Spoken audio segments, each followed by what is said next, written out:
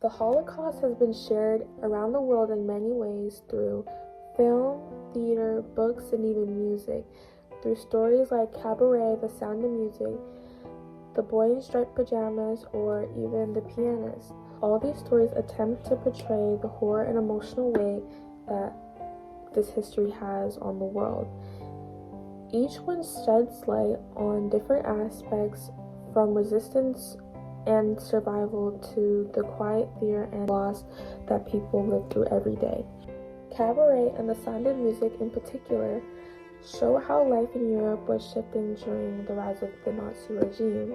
In The Sound of Music, we see the story of a family that's lucky enough to escape Austria before things got worse. On the other hand, Cabaret shows the much darker reality, the slow and creeping influence of fascism, and how people either couldn't leave or didn't believe things would get worse, or simply too caught up in survival to act. Both stories are set in the lead up to the Holocaust during a time where people were still reeling from the Great Depression. Economic instability created fear, desperation, and a hunger for leadership, no matter how extreme. That fear was manipulated and turned against entire groups of people, especially Jewish people. And these artistic portrayals remind us that the Holocaust didn't happen overnight, but was a slow descent that began with economic hardship, silence, and denial.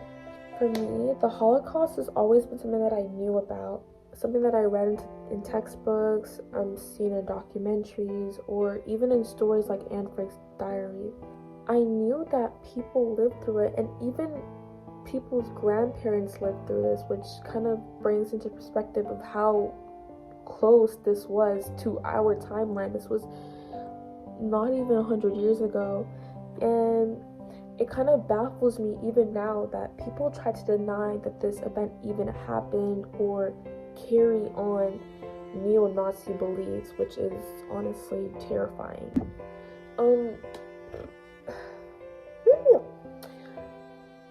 Now that I even think about it, I feel like the Holocaust has been something that the world essentially promised to never forget, something that was permanently engraved into our collective memory. But for many people, including myself, the weight is often felt digitally through screens, textbooks, online discussions, or even scrolling past images, or just watching clips from films, and maybe even a quote from a survivor. But you will never feel it deeply or internally. But it wasn't until recently that I truly understood the emotional reality of the Holocaust, because no matter how much you learn or hear about it, nothing compares to seeing it with your own two eyes. My name is Khristina Raymond, and this is my personal reflection of the Auschwitz exhibit in the Royal Ontario Museum.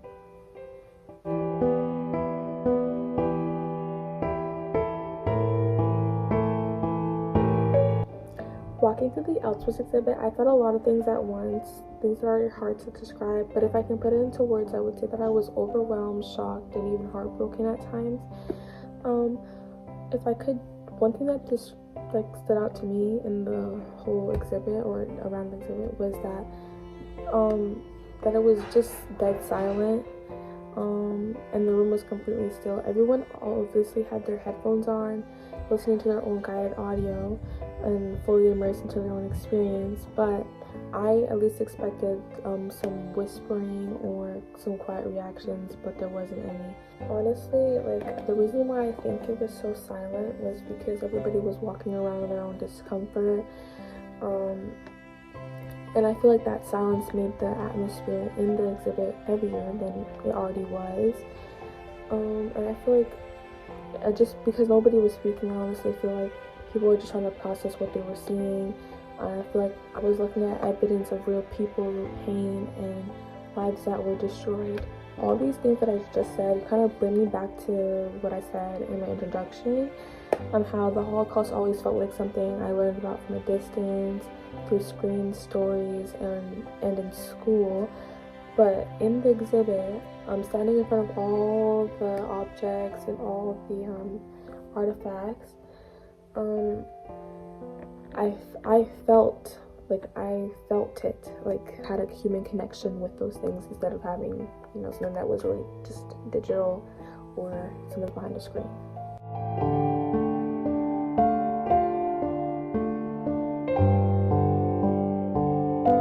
One of the most impactful artifacts that I saw in the Auschwitz exhibit were the little baby clothes and the personal items in the glass cage. There was ceramic toys that were broken up and buttons, and these items were carried into Auschwitz by deportees. Seeing these small, delicate things and everyday objects that belong to normal people, especially knowing that they belong to children, was kind of something that really hurt.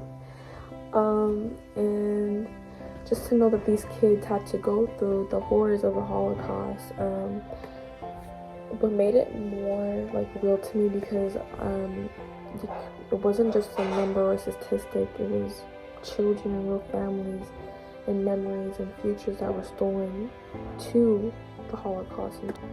Another artifact that stood out to me in the exhibit was the striped concentration camp uniform with the red triangle on it, which identified the prisoner as somebody who was persecuted for their political beliefs, or simply not fitting into the Nazis' ideal version of a perfect person, which made it more haunting to me.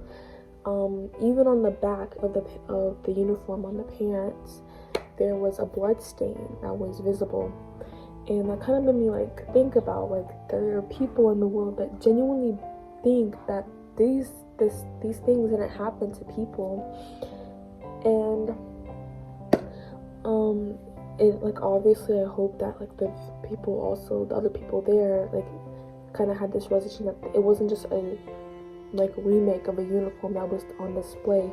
It was proof that somebody suffered in it, and it belonged to somebody and was given to somebody. There was an assigned number to that uniform, and honestly, the bloodstain on it made it more real for, I would believe, anybody that saw it.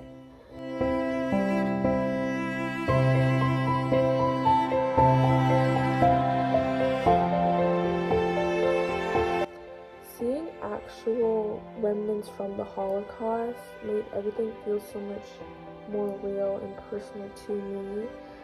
It's one thing to learn about these things in class or read numbers about these things in a textbook, but standing in front of worn out shoes that probably belong to a mother, a father, or a sister, or brother, or bloodstained uniforms, or even just religious artifacts that belong to people that were stripped away from people when going into these concentration camps.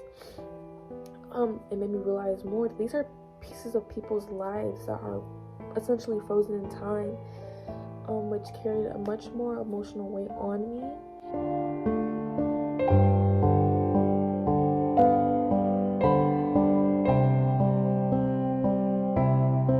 During my time in the Auschwitz exhibit, it kind of showed me how weak human rights actually are. I learned this in civics class, but we often think that our rights are permanent, but time and time again, history shows us that when we stop speaking up about problems, our rights can essentially just disappear into thin air.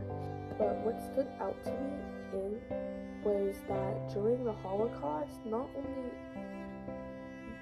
were Jewish people targeted, but many other people were persecuted too.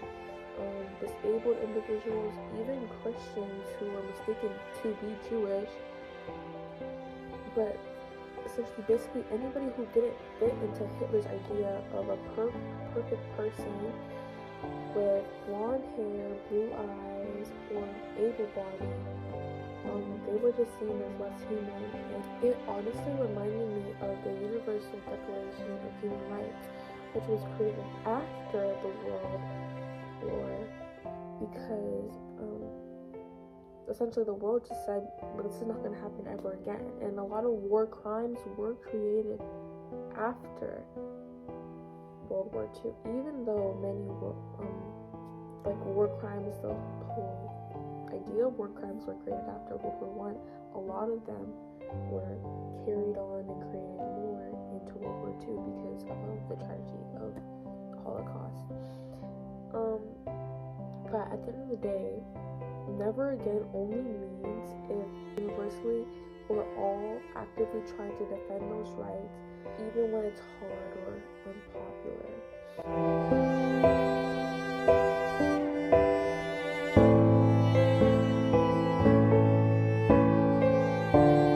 There's still so much more that I want to understand about the Holocaust, and one thing that really kept me wondering was, how did people manage to survive emotionally? I feel like we always talk about how people survive physically with hunger and just the injuries that they endured, but we never really talk about how people were able to hold on to even a sliver of hope, or even what kept them going when everything was just being taken away, their families, their home, and their dignity. I'm also more curious now about what happened after the Holocaust. How did survivors rebuild their lives? What kind of support did they get? And did the world truly help them heal? Or did they have to carry that trauma mostly on their own?